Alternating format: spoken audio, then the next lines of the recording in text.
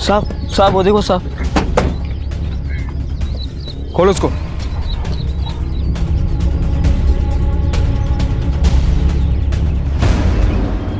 साहब एक कटा हुआ हाथ और एक पैर है। इतनी हैवानियत, इतनी नफरत, वो कौन लोग होते हैं जो इतनी निर्ममता से किसी की जान ले लेते हैं?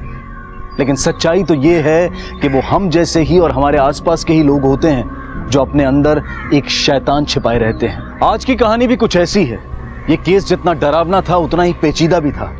इस गुत्थी को सुलझाना पुलिस के लिए आसान नहीं था। ये एक ऐसा क्राइम था जिसे सुलझाने में पुलिस को काफी मशक्कत करनी पड़ी।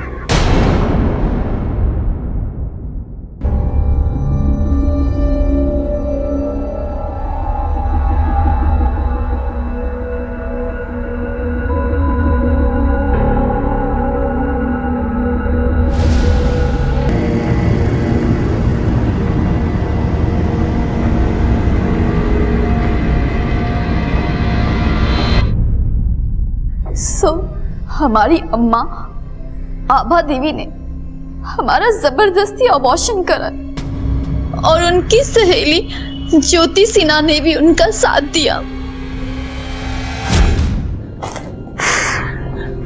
कनक का अबॉर्शन करवाना ही पड़ेगा। अपनी इज्जत बचाने का और कोई चारा मुझे नजर नहीं आ रहा। तुम हमारा साथ दोगी ना? बिल्कुल साथ दूंगी। मैं तुम्हारी सहेली हूं ना। ज्योति, एक तुम ही हो जो हमें समझती हो, वरना तुम तो अच्छी तरह से जानती हो कि हम दोनों के घरों में क्या चल रहा है। अम्मा आप ऐसे कैसे कर सकती है? अम्मा प्लीज मेरे बच्चे को मत मारिए। अम्मा वरना मैं मर जाऊंगी। अम्मा डॉक्टर मुझे ये बच्चा चाहिए। अम्मा अम्मा अम्मा ऐसे मत कीजिए। अम्मा डॉक्टर नहीं, डॉक्टर प्लीज, डॉक्टर नहीं। अम्मा हम एक लड़के से प्यार करते हैं। हमारी शादी भी तय हो गई थी, पर अम्मा ने अचानक से शादी तोड़ दी और हमारे होने वाले बच्चे को। ये अबॉर्शन किया किस डॉक्टर ने? डॉक्टर टीके से। देखिए, जबरदस्ती अबॉर्शन करना या करवाना कानूनी अपराध है और जिसने भी ये जबरदस्ती तुम्हारे साथ की है सबको सजा मिलेगी। मिश्रा सर, आभा देवी और डॉक्टर सिंह दोनों को पुलिस स्टेशन लेकर आओ। ठीक है सर। गोपालगंज की रहने वाली आभा और ज्योति, जिन्होंने अपने बलबूते पर अपना पापड़ और अचार का व्यवसाय शुरू किया। आभा और ज्योति एक दूसरे की पार्टनर भी थीं और दोस्त भी। दोनों ने अपनी एक पहचान बनाई थी और अपने व्यवसाय के जरिए वो अपने परिवार की मदद भी करना चाहती थीं। सब कुछ ठीक चल रहा था, तो फिर अचानक ऐसा क्या हुआ कि आभा की अपनी बेटी ने उस पर एक संगीन आरोप लगाया। क्या काम है आपको आभा से? उनकी बेटी ने उनके खिलाफ शिकायत लिखवाई है। जी? बुलाइए उन्हें। वो जिन दुकान पर पापड़ अचार देती है वहाँ गई है पैसे लेने, ज्योति भाभी के साथ। नंबर है उनका? हाँ है। दीजिए।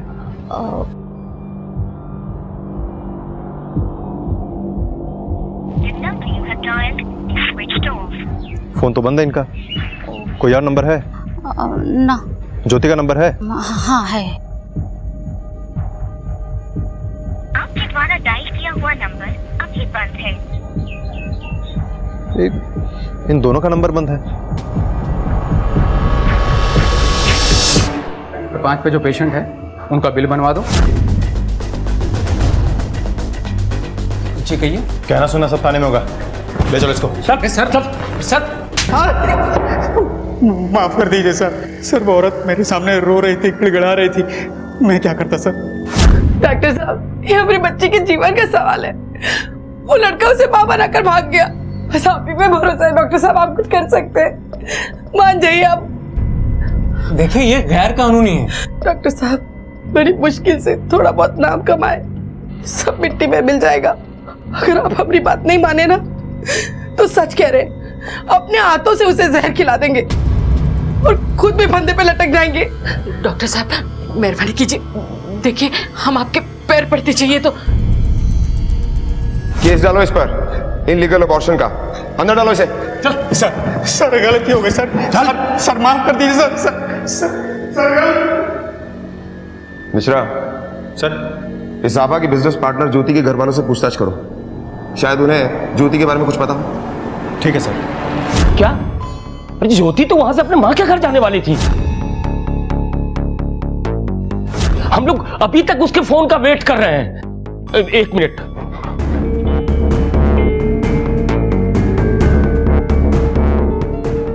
अभी भी उसका फोन नहीं लग रहा है।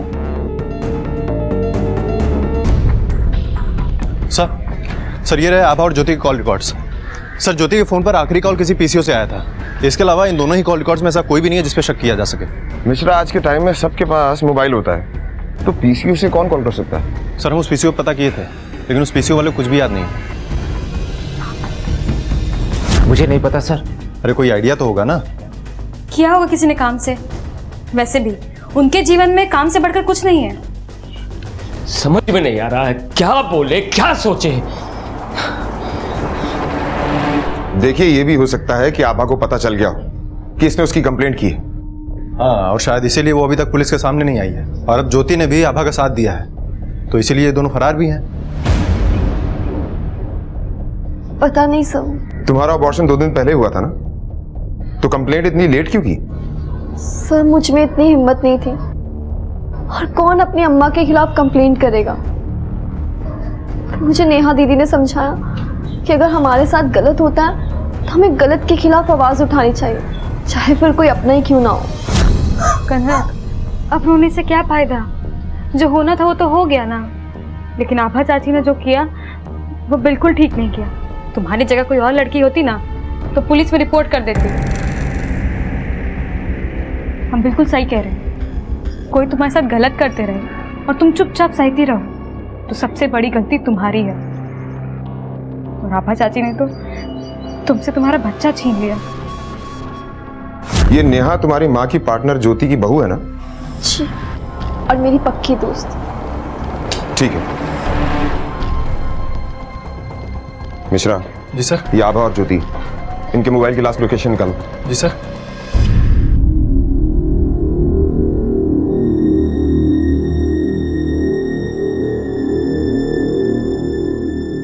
ये अच्छा है। बहुत सुंदर है, पर ई ज्यादा अच्छा लगेगा तुम पर। कैसे लग रहे हैं हम? बहुत प्यारी लग रही हो। देख लेना, जब दुल्हन बनकर आओगी ना तो तुम्हारे ऊपर से किसी की नजर नहीं हटेगी। और जब अगली बार आओगी तो तुम्हारे हाथों में हमारे लिए एक नन्हा सा नाती होगा। कहाँ माँ, कुछ भी। हाँ,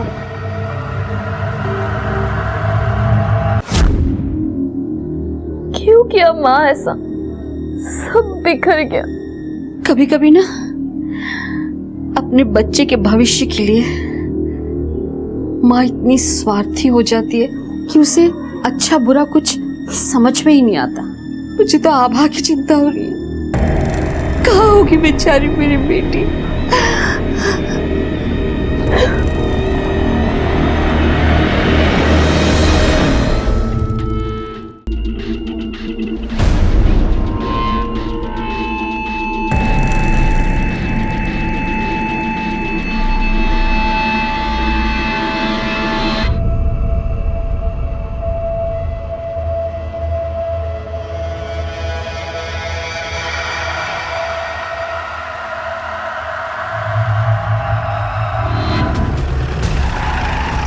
सर मैंने आपको फोन किया था।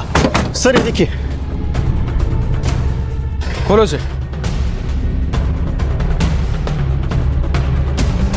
सर इसमें कटा हुआ हाथ और पैर मिला है। ये हाथ पैर देख कर मुझे लगता है किसी औरत के। क्या? आसपास देखो, कुछ मिलता है क्या? Okay sir. आसपास के सारे पुलिस स्टेशन में पता करो, किसी औरत की कोई मिसिंग रिपोर्ट है क्या? Okay sir.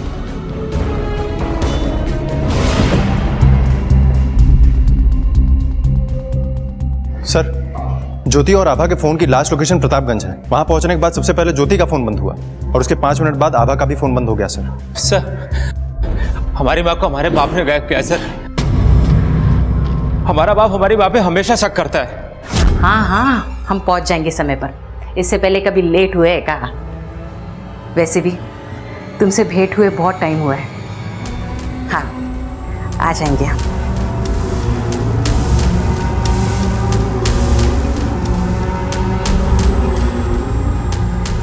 सर हमारी माँ बिजनेस करती है, बिजनेस के सिलसिले में लोगों से मिलना पड़ता है, बात करनी पड़ती है। हमारा बाप ये सब नहीं समझता, एक बात पे पैनी नजर रखता है, शक करता है। माँ के जाने से विकास का दिमाग खराब हो गया, पागल है गया वो। अब बताइए हम अपनी बीवी को कैसे मार सकते हैं? ज्योति का है, क्या किया उसके साथ? सब कुछ सच सच बता दो, वरना हम सच्चाई पता कर ही लेंगे। अरे सर हमको क्या पता, भाग गई होगी अपने यार के साथ। यार? कौन यार? जानते तुम उसे? वही उस रमन के साथ। उनको शक था कि उसका रमन के साथ कुछ चक्कर चल रहा था। काम के नाम पर घर के बाहर रंगरेलियां मना रही थी वो लोग, पीठ पीछे हमारी बुराई करते थे, मजाक उड़ाते थे, पर उसको कोई फर्क नहीं पड़ता है। और इसीलिए तुमने उसे गायब कर दिया। अच्छा ये बताओ, कल दोपहर से लेकर शाम तक कहां थे तुम? सर हमारे दांत में बहुत दर्द था, हम डेंटिस्ट के पास गए थे। अब चाहो तो फोन करके उससे पूछ सकते हो। क्या नाम बताया था तुमने उस आदमी का? वो रमन। नंबर है उसका? हाँ।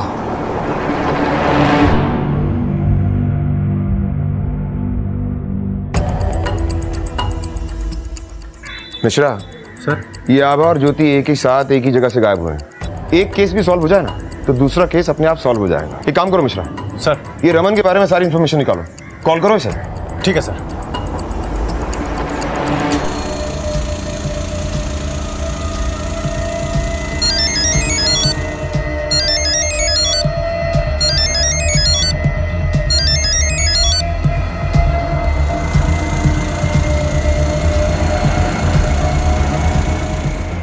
सर, ये रमन फोन ही नहीं उठा रहा है। बार बार ट्राई करते रहो मिश्रा, और जब तक ये फोन नहीं उठाता ना तुम उस डेंटिस्ट से जाकर पूछताछ करो जहां पर कल सुरेश होने की बात कर रहा था। ठीक है सर। जी हाँ, वो कल यहीं थे। उनके दांतों में बहुत प्रॉब्लम हो गई थी, बहुत खराब हो गए थे, पेन भी था। कल शाम तक वो यहीं थे। Thank you doctor.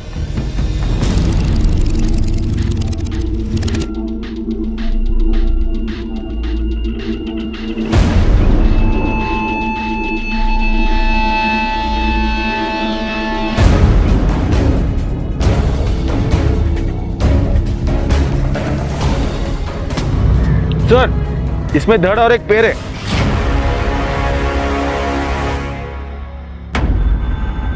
अब तक 3 जगह हमें किसी औरत के बॉडी पार्ट्स मिल चुके हैं। हो क्या रहा है? सर पोस्टमार्टम रिपोर्ट के अकॉर्डिंग ये मर्डर कल दोपहर के करीब हुआ है सर। और सर जिस औरत की लाश मिली है उसका ब्लड ग्रुप बी पॉजिटिव है और उसकी उम्र लगभग 45 से 50 साल की है। और सर बॉडी पे कहीं भी हमें बर्थमार्क नहीं मिला। एक काम करो सर, तुम्हारे पास जितनी मिसिंग कंप्लेन आई है इसे उन सबसे मिलाओ, और जितने पुलिस स्टेशन से मिसिंग इंक्वायरी आई है उन सबसे कांटेक्ट करो। Okay sir. इंस्पेक्टर साहब, मेरी बेटी भाग नहीं सकती, उसके साथ जरूर कुछ हुआ है। किसी ने उसे गायब किया इंस्पेक्टर साहब, किसी ने मेरी बेटी को गायब किया। जब कनक ने उसे बताया कि वो केशव से प्यार करती है तो बिना समाज की परवाह किए वो इस रिश्ते के लिए तैयार भी हो गई थी। लेकिन वो लेकिन क्या? निकल जाइए आप हमारे घर से। आपके घर में अपनी बेटी ब्याहने से अच्छा है कि हम उम्र भर इसे अपने घर में कुंवारी रखें।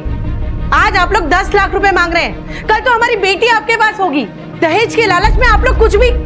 निकल जाइए आप लोग यहाँ से, इससे पहले कि दहेज मांगने के अपराध में हम आपको अंदर करवा दें। निकल जाइए। चल।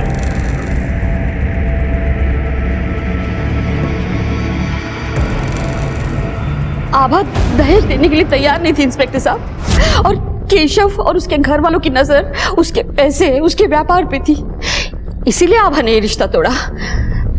लेकिन उसे क्या पता था।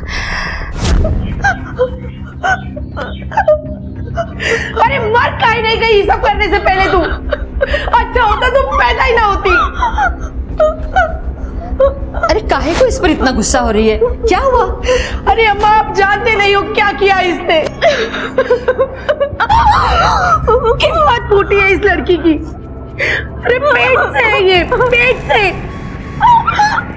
कौन करता कनक से शादी इंस्पेक्टर साहब, इसीलिए आभा ने ऐसा किया। मां बनना एक औरत के लिए सबसे खूबसूरत एहसास होता है। बच्चा एक औरत की जिंदगी में ना सिर्फ खुशियां लेकर आता है बल्कि एक नई उम्मीद भी लेकर आता है। और फिर अपनी ही बेटी की कोख उजाड़ना इतना भी आसान नहीं रहा होगा आभा के लिए। लेकिन आभा ने अपराध किया था और इस वक्त वो गायब थी। क्या वो एबॉर्शन वाले केस की वजह से पुलिस से भाग रही थी या आभा किसी अनहोनी का शिकार हो चुकी थी? और ये आदमी कौन था और किसकी बॉडी के टुकड़ों को ठिकाने लगा रहा था? मिश्रा सर, कनक केशव से शादी करना चाहती थी और केशव के परिवार वालों को कोई आपत्ति नहीं थी। उन्हें चाहिए था तो सिर्फ पैसा। जी सर। उन दोनों की शादी के बीच में अगर कोई खड़ा था तो वो थी आभा। कहीं ऐसा तो नहीं कि आभा के गायब होने के पीछे केशव और उसके परिवार का हाथ हो और कनक भी इसमें शामिल हो? मिश्रा, मुझे तो इस बात का डर है कहीं आभा को मार ना दिया गया हो। सर, ऐसा हो भी सकता है क्योंकि आभा के रास्ते से हट जाने के बाद कनक और केशव की शादी के बीच में कोई रोड़ा ही नहीं बचेगा और आभा की जायदाद कनक के नाम पर है जो कि शादी के बाद केशव की भी हो जाएगी। मिश्रा सर, पता करते हैं जब आभा गायब हुई तब ये केशव और उसका परिवार था कहाँ? ठीक है सर। सर हम यहाँ थे ही नहीं सर, हमारी बहन के घर में लड़का हुआ था तो हम पिछले 1 हफ्ते से वहीं थे। सर ये रही मेरी आने जाने की टिकट्स।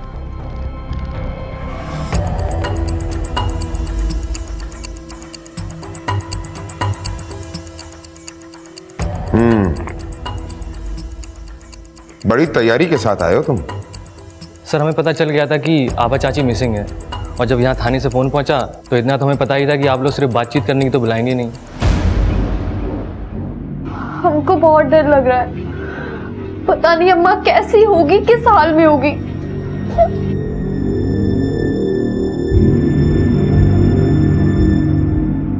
ये विकास, ये सुन, तुमको क्या लगता है एक पति अपनी बीवी को मारेगा? बोल। ये आप क्या बोल रहे हैं? ये हम नहीं बोल रहे बहू, ये तुम्हारा पति महोदय थाना में बोल के आया है कि ज्योति को हम मारे हैं। अरे बोलना रे, बोलना। तो बताइए कहाँ गई हमारी माँ? बताइए ना। आप ही शक करते थे ना हमारी माँ के ऊपर? करते थे ना? हम ही अकेले करते थे, सब शक करते थे। तुम्हारी पत्नी, अरे हो सकता है तुम ही उसको गायब की हो या मार डाले हो। अरे गधा सुन। अरे पता नहीं इन दोनों को क्या हो गया, हम देख कर आते हैं। सर, हमने केशव के बारे में इंक्वायरी किया है। उसकी बड़ी बहन को बेबी हुआ है। ये रहे उसके फंक्शन की रिकॉर्डिंग। पिछले हफ्ते पूरा फैमिली वहीं पर था सर।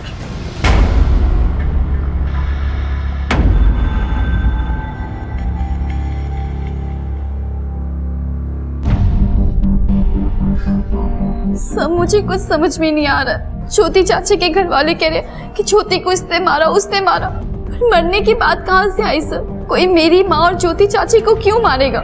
सर मैंने कंप्लेंट कराई थी इसलिए कि माँ दबाव में आके मेरी और केशव की शादी करा देगी और फिर मैं कंप्लेंट वापस ले लूंगी। पर मुझे नहीं पता मेरी माँ अब कहाँ चली गई। सर प्लीज मेरी माँ को वापस ला दीजिए। आप ज्योति की बहू हैं और इस दुनिया में किसी भी सास बहू की नहीं बनती। अच्छा, तो इसलिए आपको लगता है कि हमने अपनी सासू माँ को किडनैप किया या फिर उनको मार डाला? हमारी हालत देखिए सर, आपको ऐसा लग भी कैसे सकता है कि हम ये सब कर सकते हैं? वैसे भी विकास जी और पापा जी में बिल्कुल भी नहीं पड़ती। हर बात को लेके वो एक दूसरे पर चढ़े रहते हैं और पता नहीं विकास जी पे कौन सा भूत सवार हो गया था कि वो सब कह गए। अच्छा ये बताइए कि जब ज्योति और आभा गायब हुई तब आप कहाँ थी? बाजार गए थे सब्जी लेने के लिए। तो फिर आपने क्या किया? सर मैं ऑफिस में था, उसके बाद बैंक चला गया कुछ काम से। ईद की छुट्टी के बाद बैंक में काफ़ी भीड़ थी, इसलिए मुझे वहाँ थोड़ी देर हो गई। ठीक है, अभी आप जा सकते हैं।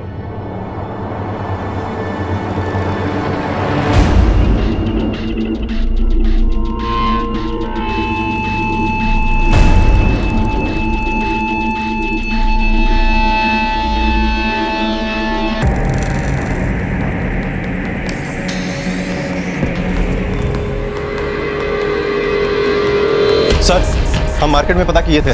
नेहा सच में मार्केट में थी और विकास बैंक में। बैंक के सीसीटीवी फुटेज से ये बात कंफर्म हो गया सर। अरे रमन, उसके बारे में कुछ पता चला? सर रमन फोन ही नहीं उठा रहा है। उसके घर हवलदार भेजा है लेकिन वो घर पे भी नहीं है सर। और बैंक से भी कल से छुट्टी ले ली है उसने। छुट्टी? हाँ सर। मिश्रा, इसका फोन ट्राई करते रहो। आभा और ज्योति, इनके आस पड़ोस के लोगों से पूछताछ करते हैं। मिश्रा सर। इस घर में पूछताछ करो। ठीक है सर। आपसे कुछ पूछताछ करनी है। आभा जी के बारे में कुछ बता सकती हैं? कैसा स्वभाव था उनका? आभा जी तो सबसे हंसकर मिलती थी, और कौन कैसा है ये हम कैसे बता सकते हैं, पर हाँ सब कहते थे कि उनका किसी के साथ चक्कर चल रहा था। चक्कर? किसके साथ? जी वो रमन बाबू है ना, उनके साथ। रमन बाबू? अब क्या बताए दरोगा साहब, ज्योति और रमन का किस्सा तो यहाँ हर घर में चलता है। तुम दोनों के साथ रहा ना तो ये अचार पापड़ बनाना मैं भी सीख जाऊंगा। ऐसा साथ किस काम का जिसमें कोई सीखना मिले? सही बात है। तो ठीक है मैडम जी, नौकरी छोड़ दूं क्या? अरे बिल्कुल छोड़ दो, आज ही ज्वाइन कर लो। हाँ यही काम करूंगा, अचार पापड़ है। कोई भले घर की औरत ऐसा कर सकती है का? और ऊपर से दोनों के जवान बच्चे, और ऐसे में छी।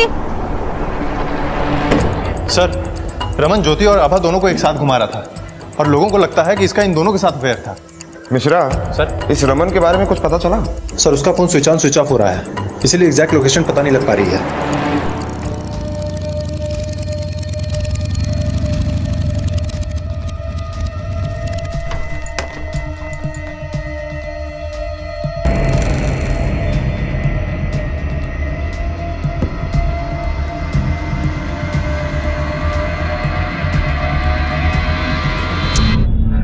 Miss call. अपने बीवी और बच्ची के लिए फुर्सत मिल गई आपको? अरे बेगम साहिबा, आप ही के लिए तो इतनी मेहनत करते हैं, और किसके लिए करते हैं? पापा, मेरा बच्चा कैसा है? यार पापा का फिर फोन आ गया। ओफो, आप घर आए नहीं कि आपके फोन आना शुरू? अरे यार ये फिर किसी कस्टमर केयर से ही होगा। रुको। अरे भैया देखो, हमको कुछ नहीं चाहिए। जी सर, जैसे ही आप लोगों का फोन आया मैं सीधे यहाँ आ गया। अच्छा हुआ तुम आ गए, अगर नहीं आते तो हम उठा कर ले आते तुम्हें। अच्छा ये बताओ कि आभा और ज्योति को कहाँ रखा है? सर सच में मुझे कुछ नहीं पता। हाँ मैं आभा ज्योति को जानता हूँ, वो सिर्फ इसलिए क्योंकि उन लोगों को लोन चाहिए था, और वो पड़ोस में रहते हैं तो थोड़ी दोस्ती हो गई बस। अच्छा ये बताओ कि आभा और ज्योति जब गायब हुए तुम कहाँ थे? मैं बैंक में था सारे टाइम। पुलिस को बेवकूफ समझते हो क्या? जिस बैंक में तुम काम करते हो ना, वहां सब पता किया। मिश्रा बैठो बैठो बैठो। अब ये बताओ कि उस दिन 4 घंटों के लिए तुम बैंक से कहाँ गए थे? सर मैं क्लाइंट से मिलने गया था। अरे आप बिल्कुल भी टेंशन मत लीजिए, आपका लोन तो यूं ही पास हो जाएगा। क्या बात है? पर बाकी अपने को याद है ना? समझिए आपको 10% मिल गए। मैं दोपहर तक उसके साथ था सर, उसके बाद फिर मैं बैंक वापस आ गया। तो फिर झूठ क्यों बोला? अगर बैंक वालों को पता चला कि मैं क्लाइंट से लोन अप्रूवल कराने का कमीशन लेता हूँ, मेरी नौकरी चली जाएगी सर। अब तो तेरे बैंक वालों को पता चलना ही चाहिए कि तू बैंक के अलावा और कहाँ ओवर टाइम करता है। सर ये कुछ बॉडी पार्ट्स मिले, इस बार इन बॉडी पार्ट्स के साथ एक कपड़ा भी मिला है। ऐसा लगता है इस कपड़े से पहले खून साफ किया गया था। ये तो किसी पार्टी का पोस्टर लगता है, नाम लिखा है विनोद। सर हम रमन के क्लाइंट से बात भी किए और उसके ऑफिस का सीसीटीवी फुटेज भी चेक किए हैं, रमन वहीं पर था।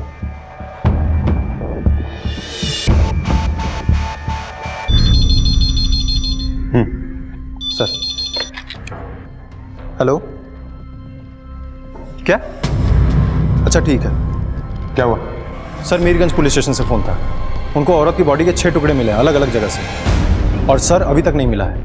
और सर खास बात यह है कि उन टुकड़ों के साथ विनोद यादव की पार्टी का बैनर मिला है, जो कि हमारे एरिया का नेता है। औरत के शरीर के टुकड़े? मिश्रा सर ये टुकड़े आभा के भी हो सकते हैं या ज्योति के भी हो सकते हैं। एक काम करो, आभा ज्योति दोनों के बच्चों के ब्लड सैंपल लो और डीएनए टेस्ट के लिए भेजो। ठीक है सर।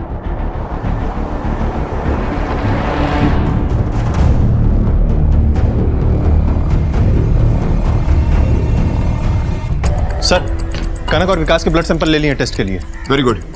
जब तक इनकी रिपोर्ट नहीं आती तब तक इस विनोद यादव से पूछताछ करो। ठीक है सर।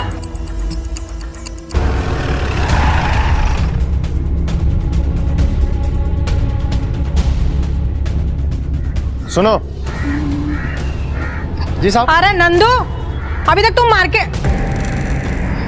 मार्केट नहीं गए, गाड़ी ही चमकाने में लगे हो। जाओ मार्केट जाओ पहले। हाँ हाँ हाँ मालकिन, जाओ बेटा। हाँ जी बताइए क्या बात है? आप कौन है? मैं इनकी पत्नी। विनोद यादव जी से बात करनी है हमें, बुलाइए उनको। पर वो तो घर पे नहीं है। कहाँ गए हैं? अपने गोडाउन पे गए हैं। गोडाउन कहाँ है? अरे वहीं प्रतापगंज में। सर, विनोद यादव इस समय अपने गोडाउन पर है और उसका ये गोडाउन प्रतापगंज में है सर। और गौर करने वाली बात यह है कि आभा और ज्योति का फोन भी प्रतापगंज में ही बंद हुआ था।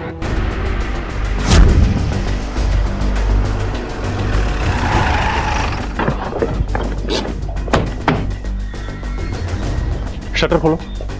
है दरोगा, ये तुम्हारा पुलिस थाना नहीं है कि मुंह उठाए चल दिए। प्राइवेट प्रॉपर्टी है हमारा। हमको लाश के टुकड़े मिले हैं और उन टुकड़ों के साथ हमें आपकी पार्टी का बैनर भी मिला है। तो इसमें क्या बड़ी बात है? आजकल हमारी पार्टी का बोलबाला है। हमें आपके गोडाउन की तलाशी लेनी है। पहले वारंट लेके आओ, फिर हम पूरा गोडाउन घुमाएंगे अपना। ठीक है, हम वो भी लेकर आएंगे।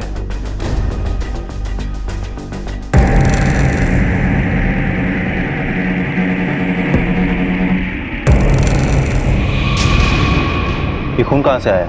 अरे कुत्ता उत्ता का होगा, हमको क्या पता। वो हम पता लगा लेंगे।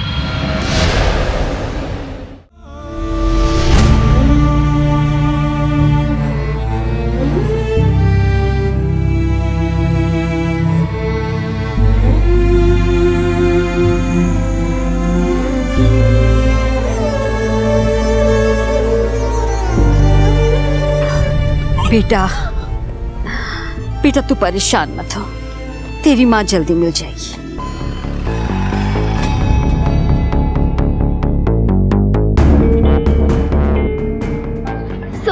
अम्मा का कुछ पता चला?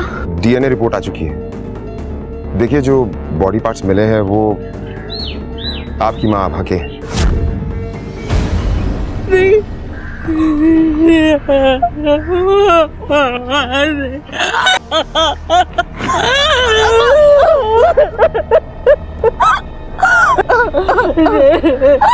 हम आपसे ये पूछने के लिए आए हैं कि आप किसी विनोद यादव नाम के आदमी को जानती हैं?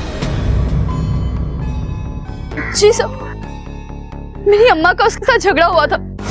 बेकार का समय नहीं है हमारे पास तुमसे बात करने का। चलो निकलो यहाँ से, चलो जाओ। बात करने आई भी नहीं है। वो जमीन हमारी है जिसमें तुम कब्जा जमाए बैठे हो। अरे इसकी जबान तो देखो, पहले तो पति को खा गई और अब वो बैंक वाले के साथ रंगरलिया मना रही है। हम काहे करेंगे किसी की जमीन पे कब्जा? वो जमीन हमारी है। इतना घमंड अच्छा नहीं है अपनी ताकत पर। हाँ है हमको ताकत पे घमंड इतना। क्या करेगी तू? हाँ, थूकते हैं तुम्हारी इस ताकत पे। देखना चाहते हो तो लो तू।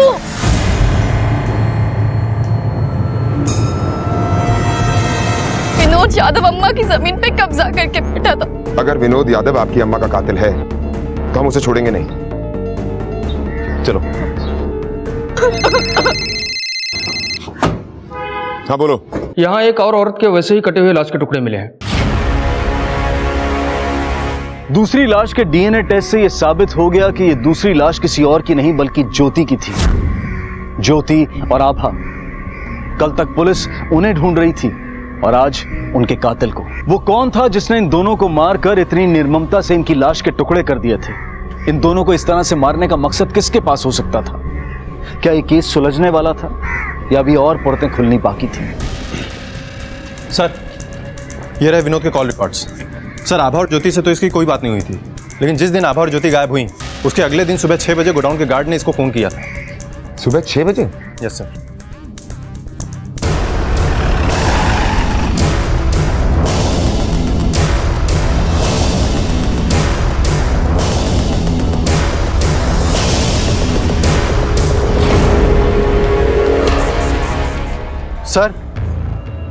सर, ये तो उसी मॉडल की बाइक है जिसकी रिपोर्ट मिली थी। ऐसी ही बाइक पे कोई सवार आदमी बॉडी पार्ट्स फेंक रहा था।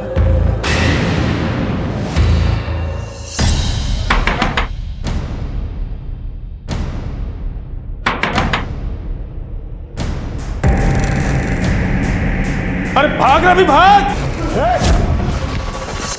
रख।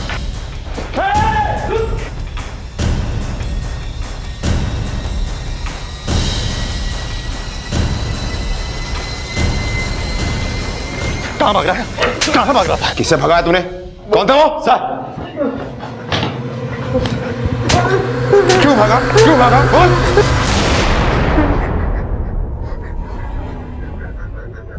ये बदबू कहां से आ रही है? पकड़ो ऐसे।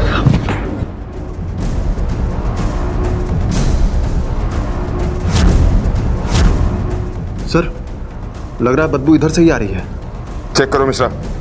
सर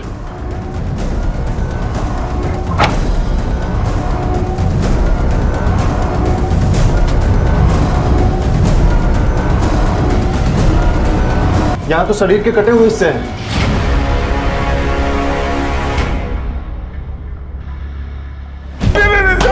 कुछ नहीं पता जब तक नहीं बोलेगा तब तक तोड़ूंगा तुझे। हमको कुछ नहीं पता साहब, हम तो सुबह सुबह आके गोडाउन खोले।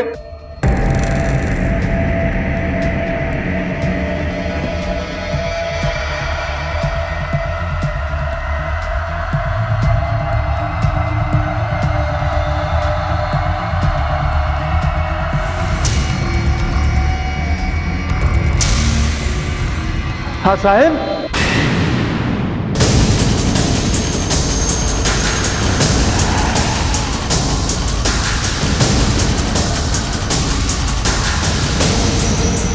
सुबह सुबह 6 बजे हमारे गार्ड का फोन आया। हम भागते हुए वहां आए, देखे तो आभा और ज्योति का लाश पड़ा हुआ था।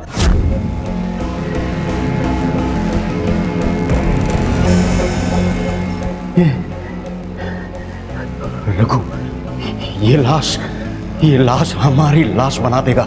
किसी भी कीमत पे इसे ठिकाने लगाना होगा। देखो रघु, समझो, हमारी बात समझो, नहीं तो हम सब लाश बन जाएंगे। इसे काटो, पीटो, गड्ढे में डाल, तो जो करना है करो, लेकिन इसे ठिकाने लगाओ रघु। हम घबरा गए, इसीलिए हमने लाश के टुकड़े टुकड़े करवा के अपने गार्ड के बेटे के हाथ से फेंकवा दिए। जब आप पहली बार हमारे गोडाउन पे आए तो अंदर गार्ड साफ कर रहा था, खून पड़ा हुआ था, तो हम इसीलिए हमने आपको अंदर नहीं आने दिया। सर, आभा और ज्योति की पोस्टमार्टम रिपोर्ट आ गई है। इस रिपोर्ट के मुताबिक इन दोनों को मारने से पहले नींद की गोलियां दी गई थी। आभा को गला दबाकर मारा गया है और ज्योति की मौत सिर पे चोट लगने की वजह से हुई है। दोपहर में करीब 3 बजे सर। उस वक्त गोडाउन का गार्ड अपने घर पे ही था सर। वो वैसे भी सुबह खाली एक चक्कर गोडाउन का मार के दिन भर अपने घर के बाहर बैठ के पत्ते खेलता रहता है। उसके आस पड़ोस में भी पूछताछ की हमने। और सर, विनोद यादव उस वक्त एक पार्टी में गया था। वहाँ के बाकी गेस्ट से भी पूछताछ की हमने सर। ये रही उस पार्टी की तस्वीरें, ये देखिए। मिश्रा, हो सकता है ये विनोद यादव सच बोल रहा हो। सर, दबंग आदमी है, अपने किसी आदमी के जरिए भी तो आभा और ज्योति को मरवा सकता है। ये भी हो सकता है। मिश्रा, एक काम करते हैं सर, इस केस को फिर से खंगालते हैं। ठीक है सर। गोपालगंज बड़ा चौक, यहाँ है आभा और ज्योति की फैक्ट्री। और आभा और ज्योति की लास्ट लोकेशन तकरीबन 12:30 बजे यहाँ से 1 किलोमीटर दूर प्रतापगंज में, जहाँ विनोद का गोडाउन है। 1 से 3 बजे के बीच दोनों को मार दिया गया और अगले दिन आभा के बॉडी पार्ट्स मिले। गोपालगंज और ललितपुर के बीच ज्योति को पीसीओ से कॉल आया था। हाँ सर, और हम इस पीसीओ पे पूछताछ भी कर चुके हैं। मिश्रा सर, एक काम करो, एक बार वापस जाकर पूछताछ करो और इस बार शिनाख्त के लिए तस्वीरें साथ में लेकर जाना। ठीक है सर।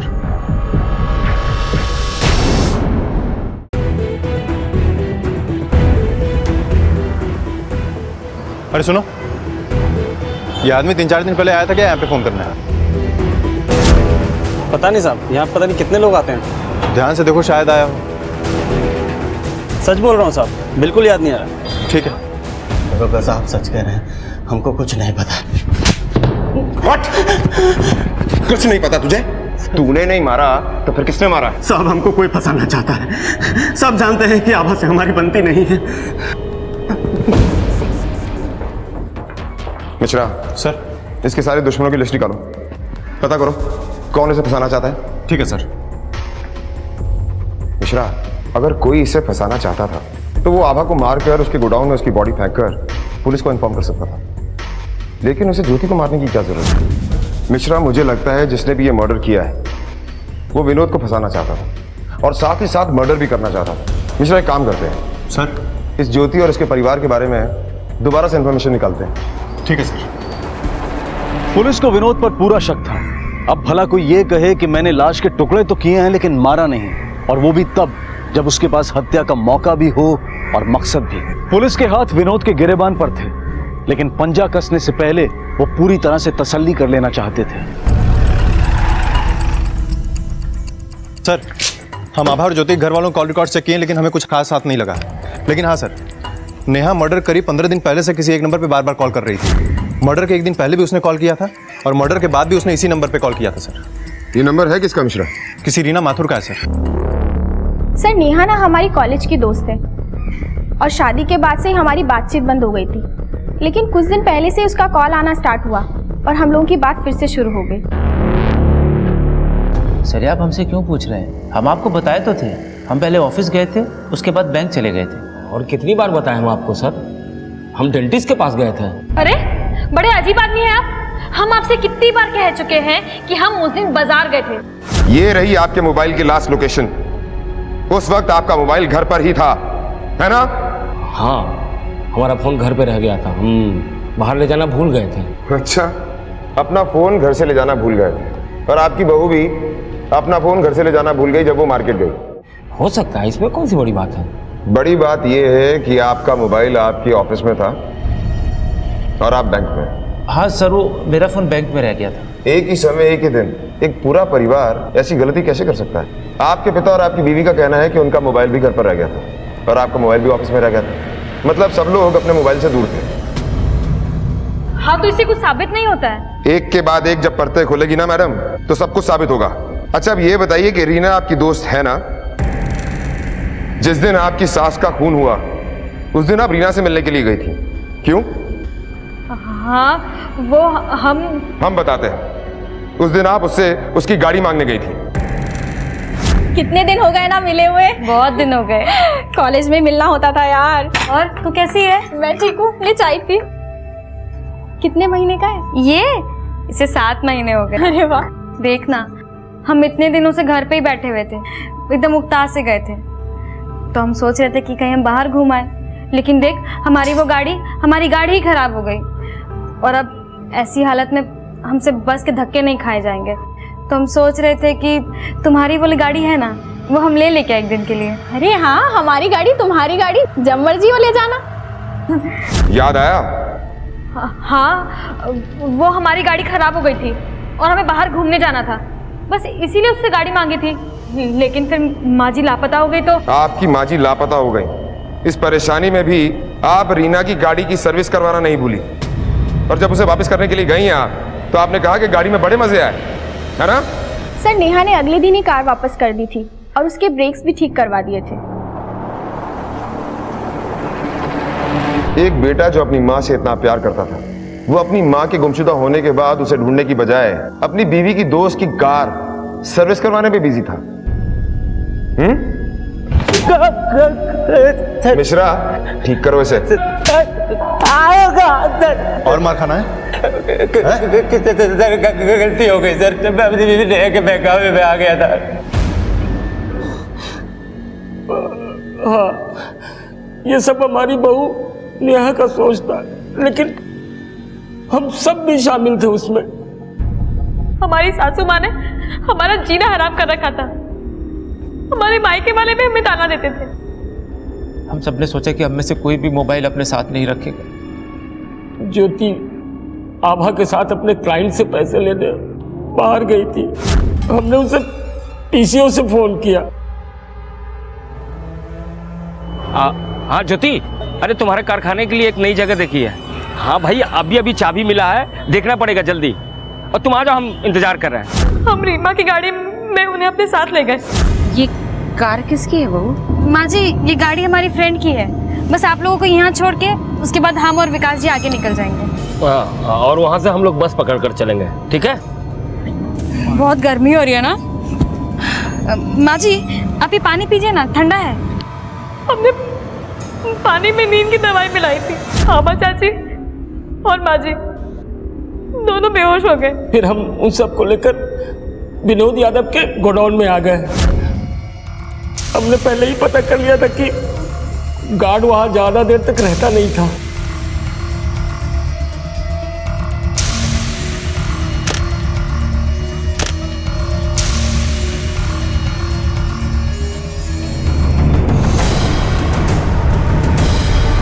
ये क्या कर रहे हो तुम लोग? ये बाबा पकड़ो।